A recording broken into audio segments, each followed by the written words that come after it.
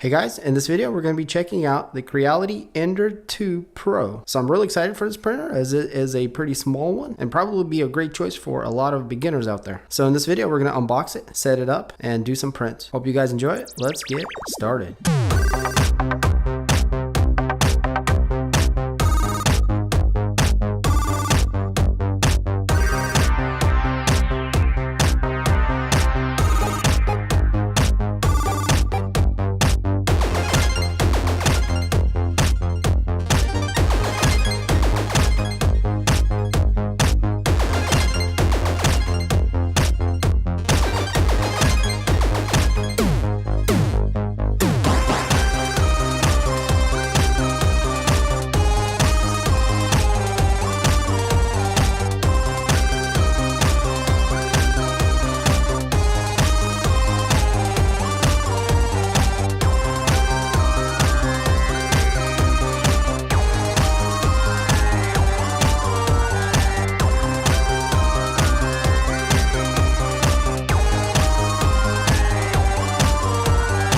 Alright, so this is the Ender 2 Pro. So I do have a soft spot for the Ender 2, as the original one from about exactly 4 years ago when I did my review on it is what really got me into 3D printing. And obviously Creality has come a long way since then, but the form factor of the Ender 2 is quite appealing and also really fun to use for your smaller projects. So this is the box it comes in. It's quite small. We have the dimensions here in centimeters and not too much more on the box itself. So let's go ahead and open it up, and I got the tape cut off and we can see it's packed in this black soft foam.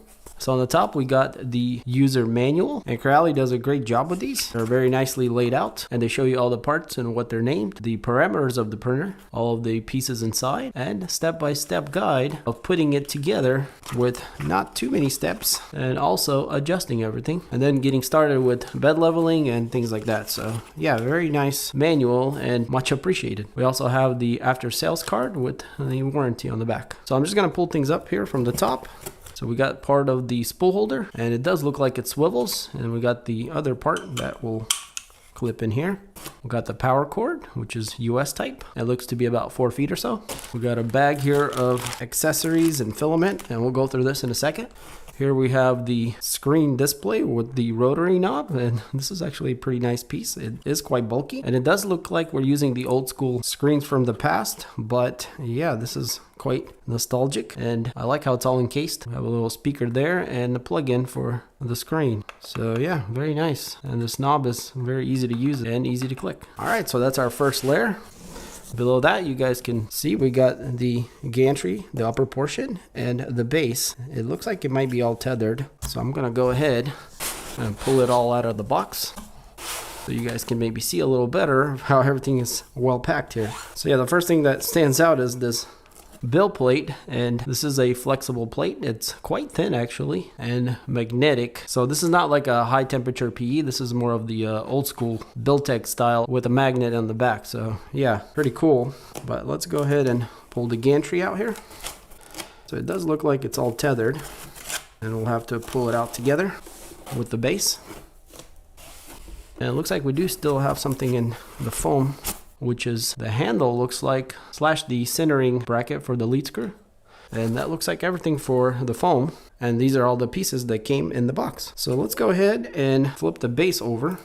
We got 4 squishy rubber feet, and all of our wiring here comes out from the bottom, out of this area. And this is where our main board is. And so I think maybe we should go ahead and pop these screws out and see what it looks like inside. But also here on the side, we have a pretty large storage bin. Well, that's pretty cool. So for being such a small printer, also having a storage bin and an integrated power supply is quite nice, as the old one didn't have none of these things. So for next part, let's go ahead and see what's in this bag. So we do get a coil of filament. It's actually quite a good amount of it, but I wish it was on a little spool or something, as these are kind of hard to use and they tend to kind of tangle up, but it is nice that something's included. We also get some snippers and these are great for cutting filament on an angle. And here we have another bag which has our clean out needle, and this is used for the nozzle. We also get some couplers and little clips and an extra nozzle, looks like, let's say spare parts, a micro SD card with an adapter to USB, and this is how you're going to bring files into the printer. And we also have some hardware with different kind of bolts and some tools to put it all together, which we get some open-ended wrenches for adjusting rollers and bolts, and the smaller one here is for the nozzle, a little flat screwdriver, and a set of Allen wrenches. All right, so let's grab the Allen wrench we need, and we'll take out these little bolts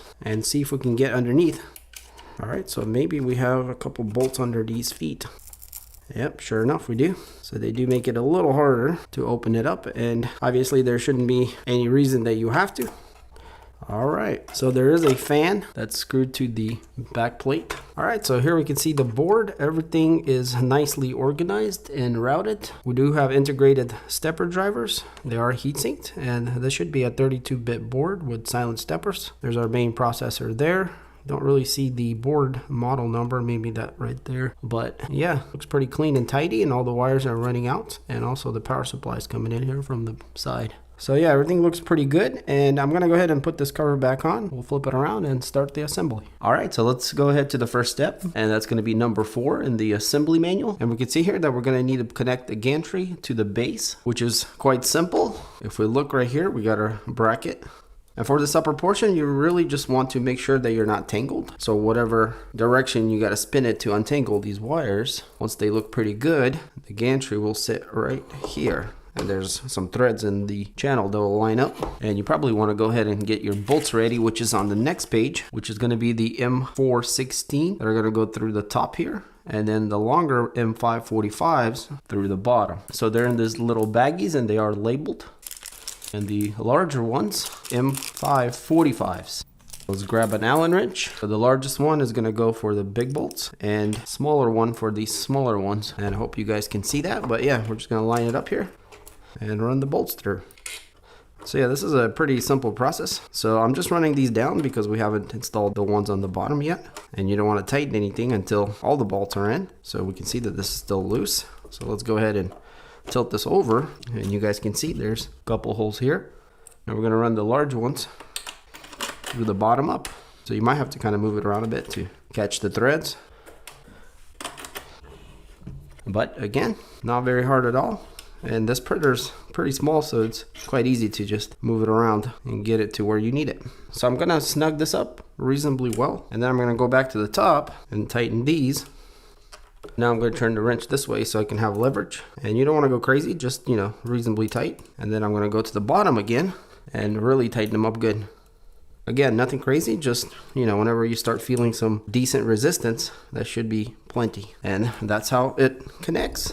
And this is actually a pretty good design because we got 2 bolts from the bottom and also 2 bolts here on the side, which gives the upper portion pretty good stability. All right, so let's see what's next on the steps. And that's going to be our spool holder. It installs here on the side. And there is one M540 bolt, which is this really long one.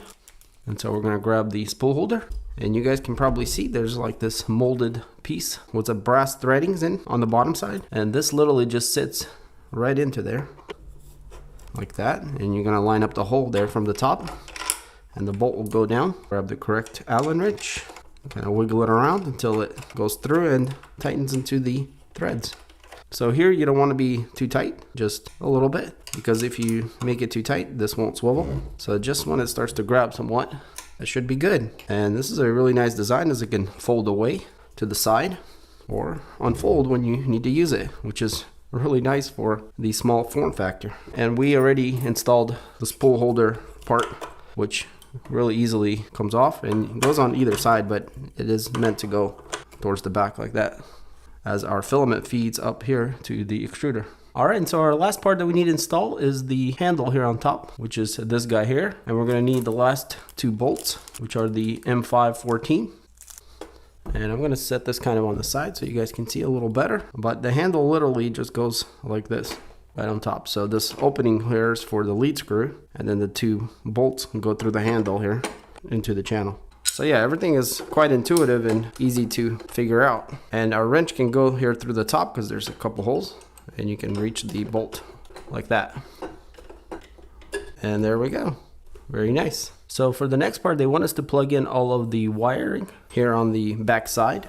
And there are quite a few wires coming and going all around the printer, and they are all labeled. Like this one here says Z and Z also, and one of them is larger and the other one's smaller. The larger one's going to go to the motor and the smaller one's going to go to the end stop switch. So let's go ahead and plug in the Z motor and then the Z end stop switch right here. And going up higher here, you guys can see all these wires, and this is going to be for the extruder and the x-axis. So the extruder one is going to say E on it, and that's this motor here. Let's go ahead and bring this down a bit. I'm just spinning the coupler here.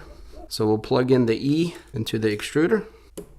All right, now we got two more, and these are going to say X. Again, a smaller one and larger one. The larger one's going to go to the motor, which is right here, and it plugs from underneath. And the smaller X is the end stop switch, which is inside of this little enclosure here. It's a little hard to get to, but the opening here is large enough where you can fit your finger in. And so that's our X end stop switch. Now on the manual here, they also remind you that you need to check your power supply voltage. That's going to be on the very back. You guys can see that switch right there. And so mine is set on 230 right now, and we need to switch that to 115. So depending on where you live, you can adjust it to your voltage. And that's what this little flat screwdriver is for. So I'm just gonna click that to 115. And we should be good. So yeah, make sure you check that before you try to power on the printer. And so for the next part, we're going to be installing the screen, which we need to plug it in, and then it clips on here on the side, and we can see the wiring right here coming out, and it's taped to the base. Got a little bit of residue, and if you do this with the tape, it picks it up quite easy. So this is quite simple to install. We're just going to plug it in on the back side, and then there's a couple little grooves here that these nubs go into, kind of like that, and then it slides down. And that's it. Pretty simple installation, guys, and not very hard at all. And even though we got everything installed, there's actually a few things that we need to look at and adjust before we can even start printing. And one of those things are going to be the rollers, which we need to check and adjust if needed. And also the belts, which we do have tensioners, to make sure everything is running smooth and true. So you will need this wrench for adjusting the rollers. And we'll start with the bottom, which is going to be the bed here. So there's a couple rollers, two on this side and two on the other, and that's what goes around the channel. And if you guys saw that when I moved it, the screen lit up. So be careful not to move this too fast, as it does have back voltage where if you do it too fast, it could burn out the electronics. But what we're trying to do here is basically just check, make sure these rollers are tight around the channel. So if we stick our hand under there, we can see if the roller does a little burnout. So I'm just kind of moving it in one spot, and you guys probably can't see this very well, but our back one is very loose and just spins, and the front one is practically perfect. It does a burnout in one spot, so I can basically move the wheel while the bed's not moving. That just tells you that it's loose enough, but not too loose where the bed will wobble. So, and the eccentric nuts are on this side, which are pretty easy to get to. So I'm gonna just tighten up the back one a little bit, and that should be good right there. So yeah, the whole point is you're trying to make the wheels where they're not too tight around the channel and not too loose where the bed will wobble. So somewhere in between where it's barely tight, and that's perfect. And you can kind of run it and tell if it's nice and smooth. And also check your belt. So ours is pretty good, maybe a little tighter than I would like, but honestly it'll probably wear in. So yeah, you can adjust the belt here on the front with this knob. And we can't really see if the belts are aligned on the pulleys because everything is covered up on the front, but on the back you can see it here through this opening. So, and ours looks pretty good. Now, if you did need to kind of adjust this, it might get a little more complicated, but it is possible as there's some screws here and, you know, you can try to bend it around somewhat. But hopefully yours is pretty well aligned from the factory, like mine is. And now we can go to the top. We have the hot end here with the same kind of rollers, and mine here is adjusted perfectly, which is great. So I can spin my wheels quite easy and it feels pretty smooth. It might be slightly tighter than I would like, but it's definitely acceptable. And again, also the belt is definitely too tight. Yeah, so I'm going to loosen that, and that feels a lot better. So on the belt, you just want it to be slightly tight. You don't want it to be over tightened, because if you're going to be over tightened, it's going to overstress all of the components and plus put vibration into the print. So you just want it slightly tight. And when you roll this thing back and forth, it should be very smooth without any kind of jittering or anything funny. If you feel anything, you know, adjust your rollers and make sure your belt is happy and not too tight. And again, on one of the sides here, we can see the belt there on the pulley, and it's running pretty good. So overall, everything is decently adjusted here on mine. I think I'm going to loosen up this just a little bit. because I like mine a little looser than tighter, especially for a pretty light hot end like this. And yeah, that feels really good. And also guys, you want to check these rollers here on the x-axis, and there's 2 on the outside and 1 on the inside where it does have the centric nut and you can adjust it. On this, it's the same kind of thing, but this one you do want it to be a little bit tighter than looser, because our whole x-axis here hangs free air just holding on these rollers. So yeah, mine are adjusted again really well, and I don't have to do anything. But yeah, you just want to have a pretty decent amount of drag on these wheels where they're reasonably tight. Because this doesn't go up and down so much, it's okay to be a little tighter than looser, especially for this design. Hopefully that made sense, guys, and as simple as that, we're adjusted and everything feels really good. Alright guys, so this is the Ender 2 Pro. So yeah, it's a pretty nice size printer. It's quite small. You guys can see it here on the desk. It doesn't take up too much room, especially when you fold in this spool holder.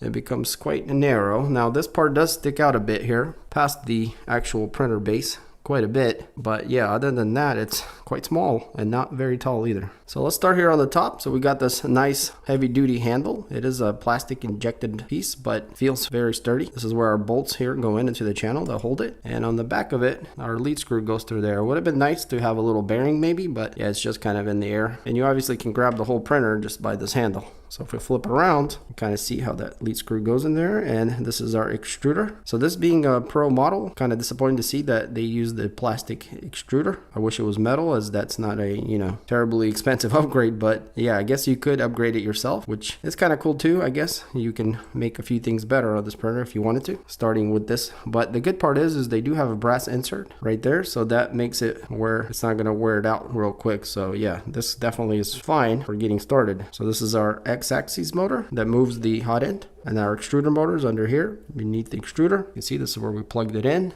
and also the X here, and then the X end stop switch plugs right inside there. And if we go down, that's our lead screw with the Z-axis motor, the coupler there. We got the Z-axis end stop switch here, the spool holder swivel part where we installed it right there. And this is a really cool design.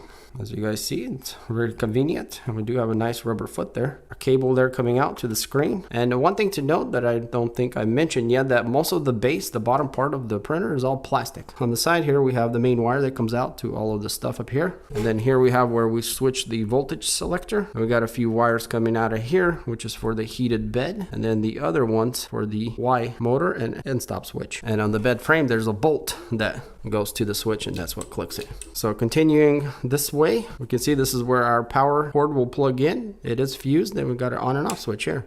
So let's go up from there. We can see this is our build plate that's magnetic. We do have a heated bed. We got these pretty decent springs, decent size also knobs. And yeah, everything is, you know, quite small, but seems to be well built. And our printing volume is 165 by 165 by 180 millimeters tall. So yeah, pretty small, but you know, quite reasonable for this size printer. Now going this way, one of my favorite parts about this printer is this storage bin that slides out the side. This is quite clever. This being such a small printer, we have the power supply towards the whole back here, and then we have storage on this part of the printer, and then our electronics on the other part. So yeah, very well executed here, and I kind of threw all the stuff that we had with the printer in there, and it all fits very good, including the cutters. So yeah, I really like this kind of design, as it really cleans up all of your tools and extra parts to the printer. So going up from there, we got the Creality manufacturing sticker, and there we can see our build volume, 150 watts, and weighs about 4.6 kilograms. And again guys, the whole base here is plastic except for our channels, which is the important thing, are metal. So looking at the front, this is where we adjust the Y-axis belt, and it's quite clean here.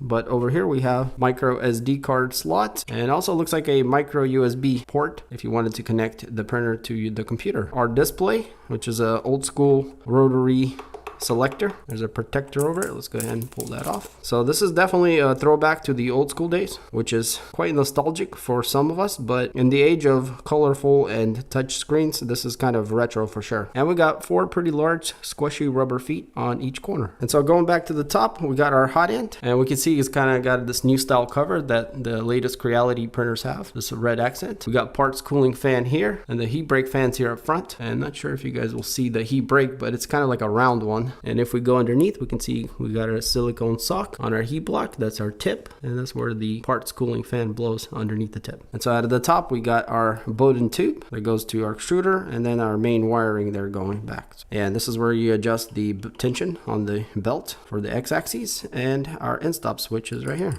And as you guys can see here, we don't have a CR touch, so no auto bed leveling or any kind of compensation. So this is definitely going to be more manual kind of printer, but because the bed is quite small, it's very easy to dial it in. So yeah, overall a very nice little printer, and I really like the size. And for being called a pro model, I wish it would have had a little better upgrades, but for the price that it goes for, it's a pretty good value. So for the next part, let's go ahead and plug it in, power it on, preheat it, and level the bed. All right, so I got the printer plugged in here on the side. And before you do power it on, make sure that your voltage is set to the correct value depending on where you live, because if you are in Europe where they have higher voltages and you set to lower, you could damage the power supply. And if you're in the North American region like the United States, you're obviously going to choose the 115. And if you leave it on 230, you might have erratic things happen to the printer and it might not even turn on at all. So, but in any case, let's go ahead and hit the switch.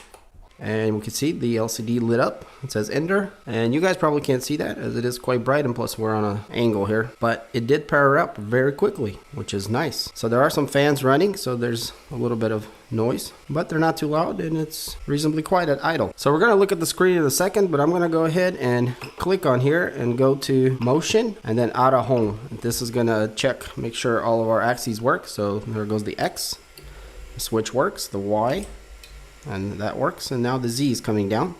Now another thing you might want to do is you might want to tighten up the knobs here on the bed underneath to kind of compress it down a bit. So I'm just turning it clockwise to tighten. And our end stop switch is right there, is where the nozzle is going to stop. Alright, so it looks like all of our switches and motors work. So now I'm going to go into the menu and click on temperature and then hit preheat PLA. And it does give you an option for the hot end, the bed, or everything. So after clicking that, we should start preheating. And as it's doing that, let's go ahead and take a quick look at the screen. So the screen is very bright. It might look a little washed out on the camera, but it's actually quite vivid and vibrant. So you guys can see the layout. This is the old school Marlin look. So over here it says Ender 2 Pro. We got the nozzle target and the temperature, the bed target and where it's at now. So it's almost at 60. This is the fan icon. So whenever this thing's like animated, it means the fan's running, and that's for parts cooling. Then we got the X, Y, and Z coordinates. And here where it says 100%, that's the print speed. And then here we have a progress bar with the time, and that's going to be when you're printing. And down here it says 3D printer ready. So this knob here, if you click on it, it goes to another menu, and you can just scroll it to go through the different options here. And it's very responsive, no lag at all. So the first thing here, we have motion. And this is where you're going to do like out of home, disable steppers, and individually home. So basically all of your motor controls here. Temperature is going to be nozzle, bed, fan speed, and the PLA preheat and cool down. No media, as we don't have no SD card installed, and configuration is going to be more of your advanced settings, so you can actually turn your power outage on and off here, and you'll want to turn that off if you have any issues with spiralized mode. Then here you can configure the PLA preheat and ABS, also store and load settings and your language. And below that we got about the printer. So this is what it's running on, the board info, and you guys can see that right there. And thermistors are also all working, and a runaway is on also, so that's a good thing. But yeah, that's pretty much it, guys. It's quite simple, and you get pretty much everything that you expect. And so for the next part, we're going to be manually leveling the bed, and the way you do that is you're going to go to motion and then out of home, and then once the printer homes, you're going to click on disable steppers, and that's going to give you the ability to move everything around. And so now that everything can move, we can align it here. And you'll need some kind of sheet of paper. I'm just using a Post-it note here. And so if your nozzle is too far away or too close, you might have to compress the bed up or down. So it looks like I'm about the right area. I actually have to go up. So you want to be really careful about pushing down on the x-axis because you might bump it off. But if you do, just home it again and then release steppers and keep going. And we're probably going to have to do that a couple times as we level here. But since this bed is kind of small, the offsets are not that large on this side. So, all right, so I'm going to do the gap here on the side. And then we're going to go to this side. And we're going to loosen it until we start feeling some friction between the nozzle and the bed. And now we're going to head to the back. And so basically you're just going to go around until you get it pretty close. from corner to corner. And also make sure you are preheated, so the bed is hot and the nozzle is hot also. So I'm gonna go ahead and home mine again. So go to motion, out of home. And then I'm gonna disable the steppers again. So we're gonna carefully check it again. So yeah guys, you're just gonna go around and around until you get it close, and then we're gonna go to the center and check that. And mine seems to be just right there also. So if you need to go up or down, you can kind of turn each knob on each side the same amount, and the whole thing will go up or down a bit. But yeah, take your time and do this right, as if you get this pretty close, you won't have much issues later when you start printing. So I'm gonna go ahead and raise this up a bit. So let's go ahead and grab our micro SD card, which is nice that it comes with a USB adapter, and the card is 8 gig, and it's gonna plug in right here, probably upside down. Yep, and it does click in there. And now I'm gonna click on this knob and go down to print from media. And we do have some files on there. Well, I guess one G-code file is a test, and it says 2Z, which I believe is the little rabbit. But before we can do anything, we still have to put our filament in. And I'm just gonna use here a full roll of this red, as the coil that's included is quite inconvenient. And if you're gonna get into printing, you obviously need to buy some filament, which is available at pretty reasonable prices, and I'll have links in the description. So if we grab our snippers, we can cut the filament on an angle, which will help us feed it in easier. And so our roll will go here on the side, on the spool holder, just like that. And then the filament, see if we can go to the side here. So basically it's gonna go off the roll into the extruder, and then we're gonna push on the arm to make it go through the gear. And then we can push it all the way through, and it's gonna go through the tube down into the hot end. You can go into the screen in the move section, use the extruder to push it through, but it's much easier just to do it yourself. Just release the arm and push the filament through until it comes out the hot end. And there it goes, you guys can see that. It looks like there used to be green there. So I'm just gonna go ahead and purge it until we get some red coming out. And as simple as that, our filament is in and we're ready to print. So let's move this out of the way. And we'll click on the knob, scroll down to print from media, and click on the G-code that's included, which is called 2Z. It's gonna ask us to start, and we'll click print, and it should be starting here shortly. All right, there it goes.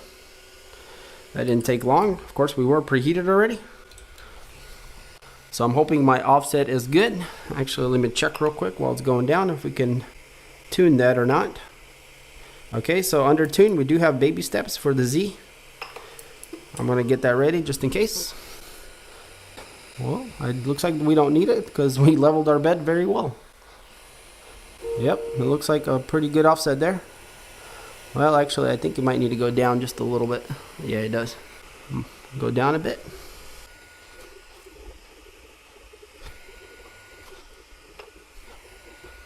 Alright, so I did have to go down just a little bit on the baby steps, and I'll show you guys that in a second. But depending on how this file was sliced, it could just have a pretty large gap between the first layer. So we were pretty close on our leveling, but it's good that this printer has the Z-axis offset so we can compensate up or down. But yeah, everything looks good there. So let's take a closer look at the screen while we're printing. So it's pretty much what we saw earlier, and you guys can see the fan animation there. So we got our temperatures, and then the X and Y coordinates, the speed, and then here we can see that we've had 4 minutes since we started, and this progress bar will start filling up as it goes through the print. But the more important thing is if we click on the button, we can see we have more options here. So we got pause print, stop print, tune, temperature, configuration, about printer. So the main one here will be under tune, and you can adjust your speed, nozzle temperature, bed temperature, fan speed, which is at 67 right now, the flow rate of the extruder. So if you want to slow that down, you can do it here or speed it up. And then we have baby step X, Y, and Z. So the important one is going to be the Z. And you guys can see I have mine offset to 0.075. So you can do your offset here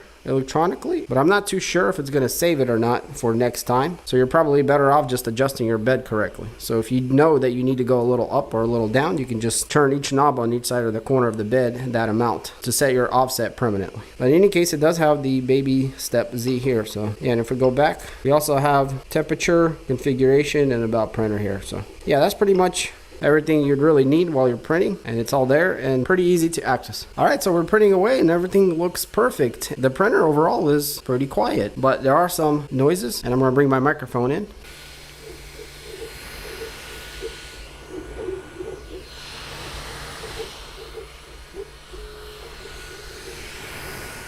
So most of the noise is coming from the fans, but there is a little bit of stepper sounds. I think it's because it's traveling quite quick, but it's ever so slight. It's nothing loud or obnoxious. So I would say this printer is on the quieter side, but not on the ultra quiet side.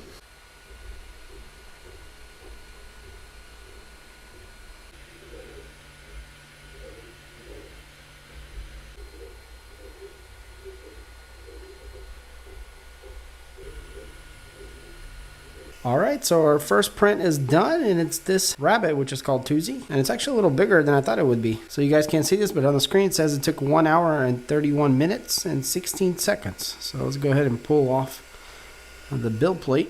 And this thing is pretty flexible, so let's see how easy it is to get this model off. And look at that, perfect. So it looks like it did stick very well, and then it just popped off. It does appear that we were perfectly off the build plate, as even our purge here came easily. So I'm going to put this back, and let's take a closer look at this little rabbit here. So right off the bat, you guys can see how well the layers went down. Very nice. So the bottom looks pretty much perfect, and look at that, guys. That's pretty incredible. And that's the thing about the Ender 2, is that because of just one axis like this, or should I say no support on this side, just free floating, it makes it where there's no binding or anything funny that can happen on this side, which makes the up and down extremely accurate. And normally that results in very, very clean lines, and that's exactly what we got here. It's quite impressive. So yeah, very happy to see that. Even around here, everything is smooth. You guys can kind of see the layer lines there around the face.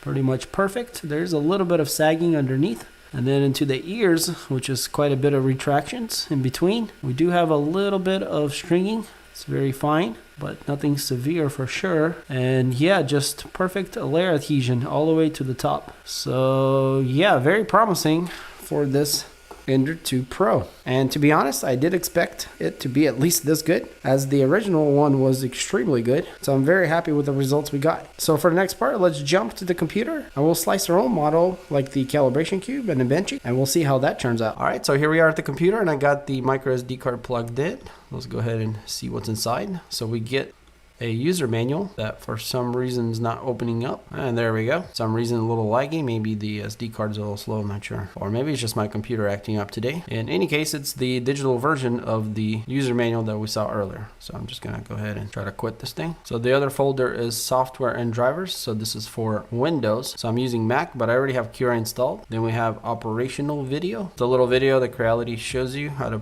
put it all together, which could be quite useful, so you might want to check it out. And then we got a 2Z G-code, that's what we printed out, and the STL file, which is this little rabbit. So let's go ahead and open up Cura. And I'm using a bit of an older version here, which I like better, but this should apply pretty much to anything. So if you don't have Cura, you can search it and download it. When you first start, it's going to prompt you, or you can click here and add printer. We're going to click on add non-network printers, which is down here, and go to Creality. Click on it and find the Ender 2, which is right here. I'm going to click add. So the older Ender 2 actually had smaller printing volume. The newer one here will have 165, I believe, by 165. And then instead of the 200 height, we will have 180. And everything else should be good. So we'll click on next, and there we go. So this is our build volume here, this box. So let's go ahead and throw a benchy in here. And you guys can see how small the bed is, as the benchy is quite large. So if you click on the benchy, you're going to see that you have this navigation bar here. So this is move. You can just grab these arrows and move it around, or you can enter it here in millimeters. We also have scale, also same way. You can grab it or type it in, and rotate. Then we got a few more options down here, but we're going to keep this more simple, and mostly I want to concentrate over here on our parameters. So right now we're in standard quality, and you can, make your own profiles or adjust the ones that you have. So we're just going to adjust the standard quality. And if you click on these little 3 lines here, make sure you're on advanced, because that's what we're going to be going through. So let's start here with layer height. We're going to do 0.2 is good. So if you want more definition, make this maybe 0.16. So moving down the shell, we're going to change the wall line count to 3. So it makes nicer walls. And then top layers to 5 instead of 4. Underfill gaps between walls, I like to turn this to nowhere. So if you want a more finished print, you can leave that on, but I like to print in nowhere, as I like to see where the gaps are. Under infill, 20%, it should be good. Printing temperature, we're gonna leave at 200. And for the build plate, we'll do 55 on the printing and 60 on the initial layer. so it sticks a little better, and then we don't have to be so hot. Should be good. Speed will keep at 50. Everything looks good here, except for initial layer. I like to slow this down to 15. And for this skirt and brim, we'll do 25. Going down to retractions, I think we need to change this to 6.5 and the speed 25.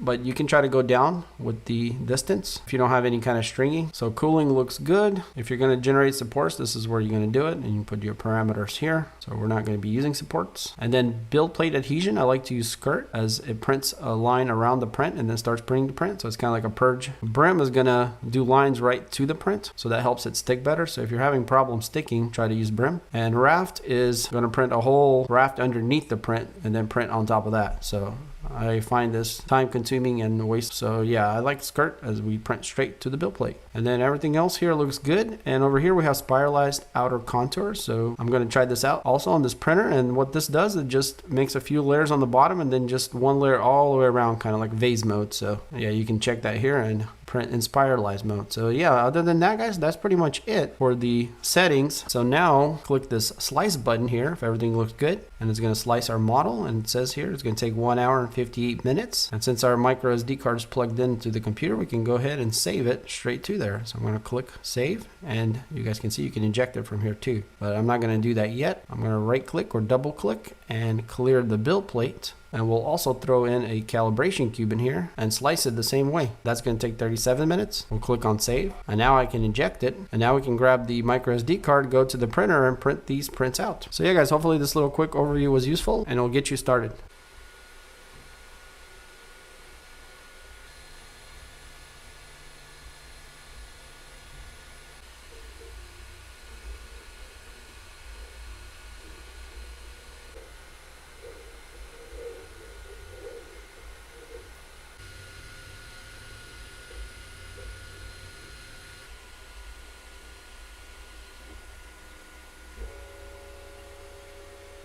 Alright, so we printed out the calibration cube and the benchy. So let's look at the cube first. So as you guys saw, that was a 0.2 layer height at 50 millimeters a second, 200 on the nozzle, and 60 or 55 on the bed. So yeah, the bottom looks great, stuck well. So this is the x-axis, and look how clean those lines are, guys. Incredible. The y, also pretty much perfect. The x wall and the y wall, the top. So yeah, amazing little cube here. I'm pretty impressed how well the layers went down. And I think it has something to do with this design here. It's, you know, something you would think that would be a negative, just, you know, free floating x-axis. But I think this helps it with being very smooth going up. So yeah, very happy with that. Let's go ahead and take this benchy off. It's still stuck to the build plate. It's completely cooled off. Let me see if I can just pull it off. Wow, look at that. Real easy. So yeah, we don't even have to take the mat off to flex it off, as it just pulls right up. So for bigger things, this is obviously going to be really convenient and easy to pull off. And I'm going to print something larger here so we can see that. But check out this benchy, guys. Wow, I haven't seen a benchy this good in a while. So the bottom, pretty much excellent. Look at the walls, guys. It's perfection. So if you do see some lines, that's just shadows or the way the light's falling on the print. Looking at it with my eye, guys, this is literally what perfection looks like. Or at least in my opinion. I mean, there's not even ghosting anywhere or anything weird, which is pretty incredible. So this is our Z seam. And yeah, very nice. Again, it's the lighting. If I turn it, you guys can see. And on the back, hashtag 3D Benchy. Very accurate and beautiful print. So looking at the walls, also perfect. Good cooling. The back here. Box does have a slit, as we didn't fill the gaps. On the top here, everything looks perfect. So yeah, I would say this is a pretty close 10 out of 10 print here as far as quality is concerned. And yeah, I think if I had to choose to print more detailed, smaller models, I would always go for this printer. As you guys can see, it does an excellent job with layering. So yeah, very impressed with what we got so far. Now I do want to print something larger here, maybe in spiralized mode, so we can kind of fill up the plate and going up to the full 180. And maybe because we have a small build plate here, it can be preheated well. Try to do some ABS also and see how that turns out.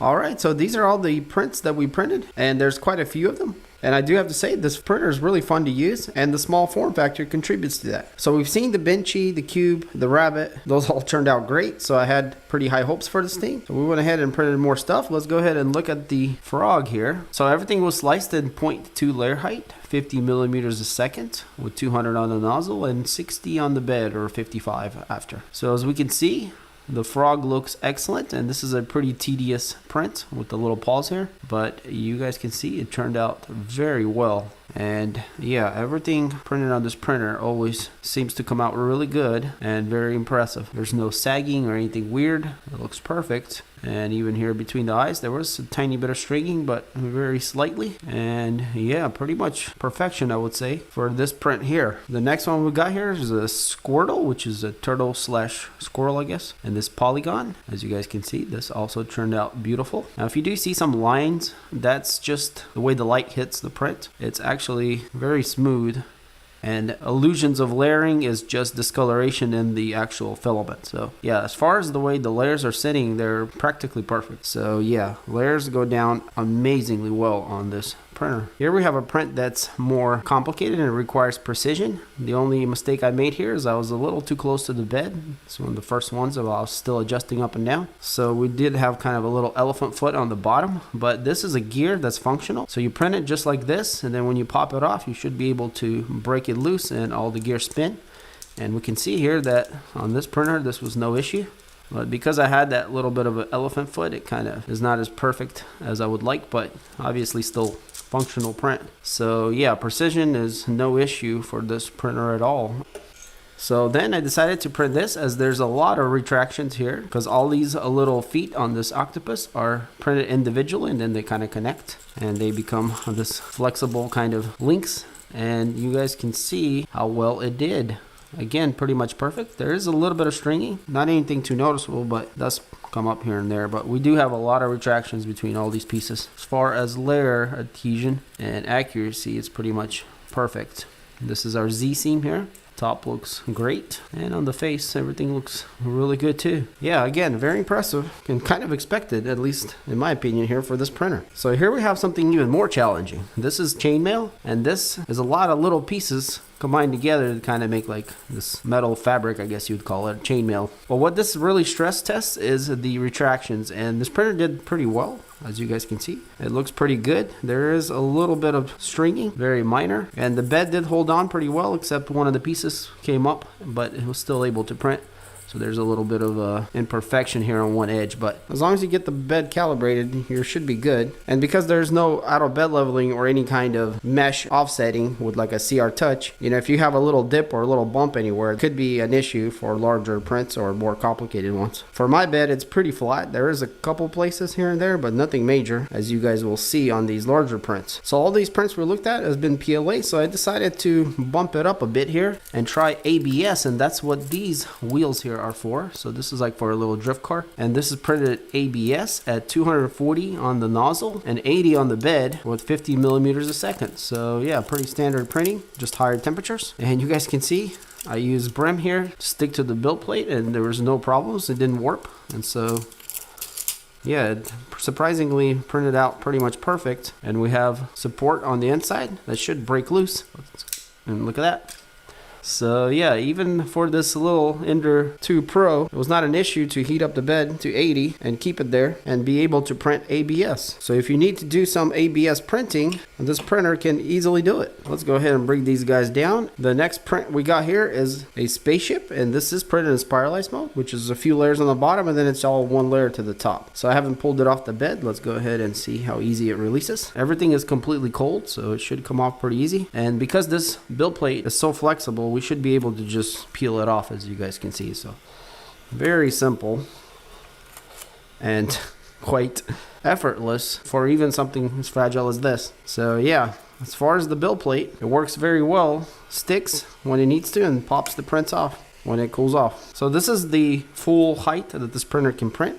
which is 180 millimeters, and it actually can go a little bit more, and even quite a bit more if you take off the little red handle on the top. So I do believe this thing will get to 200 without the handle, but definitely 180 plus a few the way it is. But yeah, you guys can see this is in spiralized mode. So I did not turn off the power off recovery. It seemed to do fine with it on, but I think that I probably should have turned it off, because after I printed this, I noticed I had some blobbing here and there. You guys can see those little blobs, which I didn't really pay attention to. I kind of just let it print out. So I think if we turned that off, we would have eliminated those blobs, and those are pauses. And that's the issue with spiralized printing, is because it's one layer from the bottom up, the printer runs out of bandwidth for recovery, as it needs every layer to figure out where it is. And on spiralized mode, it has to constantly set a point as it's moving. Yeah, it overloads it and starts blobbing. Well, let's go ahead and check out how the layers went down, and you guys can see they're pretty much perfect as expected. Nothing weird going on at all.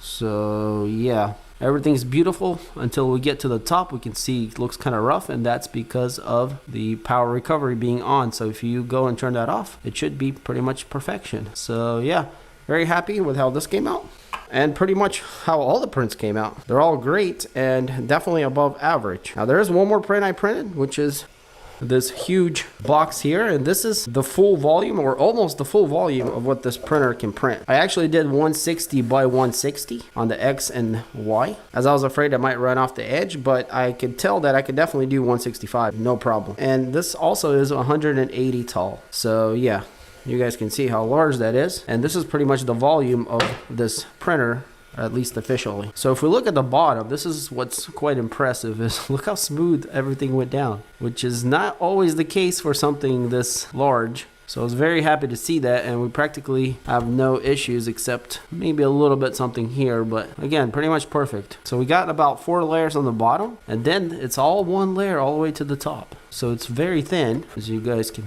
see, but it's quite strong. So I haven't bent this too much because I didn't want to break it, but yeah, as far as, you know, this is just being PLA filament with one layer, it's quite robust. And you guys can kind of see how it warped because of such a large surface area that's so thin. So it ends up kind of warping a bit. But yeah, if we look at our corners, they're perfect on each side.